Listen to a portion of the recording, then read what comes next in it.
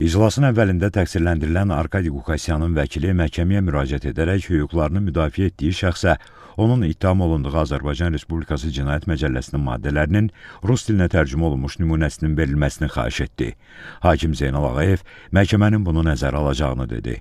Ardınca təqsirləndirilən David İşxanyan məhkəməyə müraciət edərək cinayət işi materiallarında olan qondarma rejimin dırnaqarası ordusunun qərargah rəisi general-mayor Kamu Vardanyanın Azərbaycanın yaşayış məntəqələrinin atəşlər açaraq məhv edilməsi barədə 2020-ci il 25 sentyabr tarixli 0671 nömrəli məxfi əmrinin surətinin verilməsini xahiş etdi. İclasa sədrlik edən Zeynal Ağayev hazırda sənədlərin tədqiqinin aparıldığını, eyni zamanda həmin sənədin surətinin təqsirləndirilən şəxslərə verilən planşetlərdə olduğunu, həmçinin sənədlərin çap olunmuş variantlarının təqsirləndirilən şəxslərin vəkillərinə təqdim ediləcəyini dedi. Sonra zərər çəkmiş İlham Məmmədov təqsirləndirilən Lyova Mnatsakanyanın suallarını cavablandırdı. Qeyd edək ki, zərər çəkən ötən iclasların birində Lyova Mnatsakanyanın vəsatəti ilə prosesə dəvət olunmuş və ifadə vermişdi. Təqsirləndirilən şəxs məhkəməyə müraciət edərək İlham Məmmədova sualları olduğu üçün zərər çəkmişin yenidən prosesə çağırılmasını xahiş etmişdi.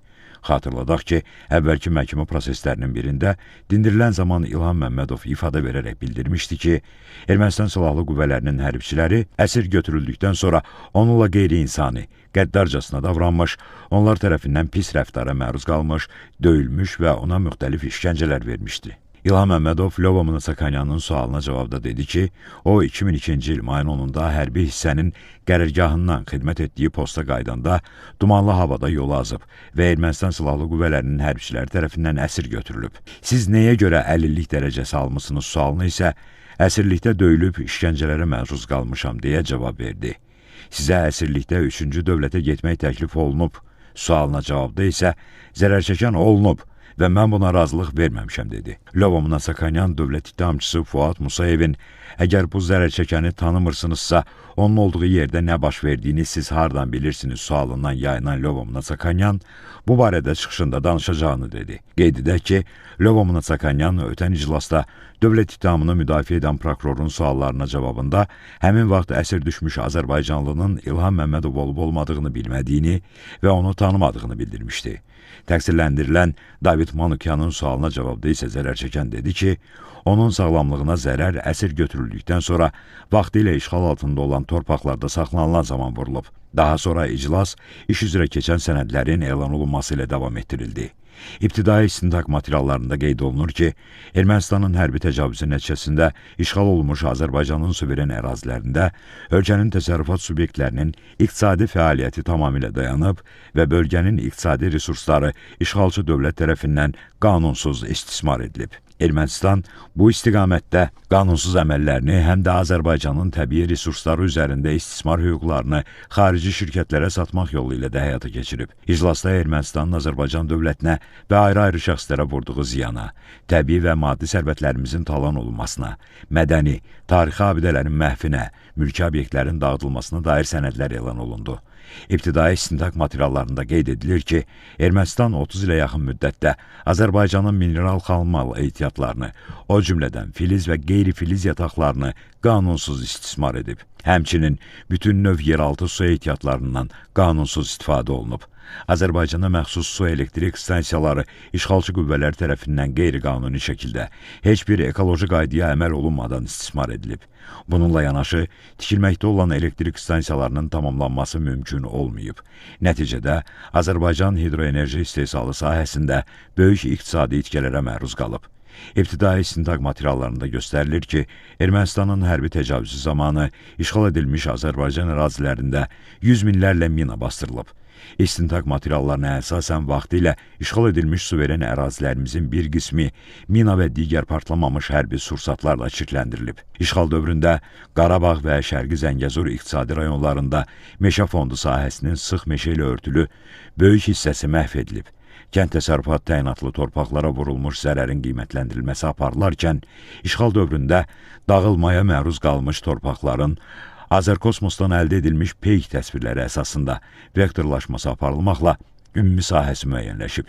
cinayətkar birliyin tərkibində yaradılmış və fəaliyyət göstərən silahlı birləşmələrə dair məlumatların əldə edilməsi ilə bağlı sosial informasiya resurslarına keçirilmiş baxış zamanı müəyyən olunub ki, Yerkrapa, yəni Könüllülər dəstəsi Ermənistanın ilk qanunsuz silahlı dəstələrindən biri olub.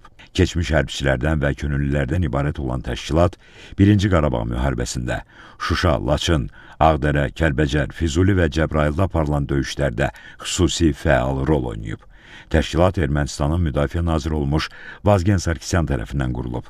İbtidai istintaq zamanı Xaçlılar, Muş, Arabo, Şuşi və digər qanunsuz silahlı dəstələrin cinayət əməllərinə, onların Azərbaycanın ərazilərinin işğalı zamanı hansı döyüş əməliyyatlarında iştirak etdiyinə, təşkilatçılarına və rəhbərlərinə dair məlumatlar toplanıb. Məlum olur ki, 1990-cı ildə yaradılan Şuşi qanunsuz silahlı dəstəsinin rəhbəri sonralar qondarma rejimin dırnaqarası müdafiə nazirinin müavini təyin edilən Vitali Balasanyan olub. İstintaq zamanı toplanmış materiallarda qeyd olunur ki, 2-ci Dünya müharibəsindən sonraki illərdə ermənilərin qeyri-formal şəbəkəsi yaradılıb. Şəbəkənin mərkəzi fiqurlarından biri İqor Muradyan olub. O, qadağan edilmiş radikal millətçi Daşnak Sütun Partiyasının üzvləri, onların xaricdəki və İrəvandakı gizli bölmələri ilə əlaqədə olub. Onlardan hətta silah-sursat da alıb. Həmin silahlar ilk olaraq Qarabağa göndərilib və bütün təşkilatlar silahlanıb. Məhkəmə prosesi oktyabrın 17-sində davam etdiriləcək. Bakı Hərbi Məhkəməsində hakimlər Zeynal Ağayevin sədrliyi, Camal Ramazanov və Ana Rzayevdən ibarət tərkibdə keçirilən məhkəmə iclasında zərər çəkmiş şəxslərin bir qismi, onların hüquqi varisləri və nümayəndələri də iştirak edirlər.